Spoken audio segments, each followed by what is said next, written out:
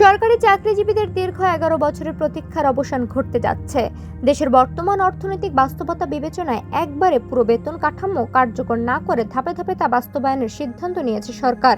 প্রথম ধাপে কেবল কর্মকর্তাদের মূল বেতন বা বেসিক বাড়ানো হবে। অর্থ মন্ত্রণালয়ের সূত্র মতে চলতি জুলাই মাসের মাঝামাঝি বা শেষ দিকে এই সংক্রান্ত চূড়ান্ত গেজেট প্রকাশ হতে পারে।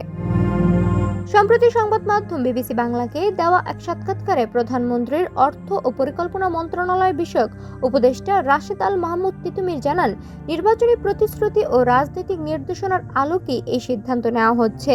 একসঙ্গে সব সুবিধা কার্যকর না করে প্রথম দফায় শুধু মূল বেতন বাড়ানোর উদ্যোগ নেওয়া হয়েছে। এর আগে 2026-27 অর্থ বছরের বাজেট ঘোষণার সময় অর্থমন্ত্রী আমির খসরু মাহমুদ চৌধুরী নতুন পে স্কেল চালুর বিষয়টি সামনে আনেন। উচ্চ মূল্যস্ফীতির কারণে জীবনযাত্রার ব্যয় বেড়ে যাওয়ায় 1 জুলাই থেকে ধাপে ধাপে এটি কার্যকরের ঘোষণা দেন তিনি। প্রস্তাবিত নবম জাতীয় পে স্কেলে আগের মতোই 20টি গ্রেড বহাল থাকছে।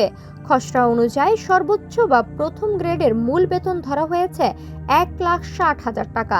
এরপর দ্বিতীয় থেকে পঞ্চম গ্রেড পর্যন্ত মূল বেতন যথাক্রমে 1,32,000, 1,13,000, 1 লাখ এবং 86,000 টাকা। ষষ্ঠ থেকে দশম গ্রেডের মূল বেতন 71,000 থেকে 32,000 টাকা এবং 11তম থেকে 15তম গ্রেড পর্যন্ত 25,000 থেকে 22,800 টাকা প্রস্তাব করা হয়েছে। 16তম থেকে সর্বনিম্ন 20তম গ্রেডের মূল বেতন 21,900 টাকা থেকে 20,000 টাকা নির্ধারণের সুপারিশ রয়েছে। জুলাইয়ের গেজেট প্রকাশের মাধ্যমেই শুরু হবে এই নতুন যাত্রা। ডেস্ক রিপোর্ট, সোনালী নিউজ।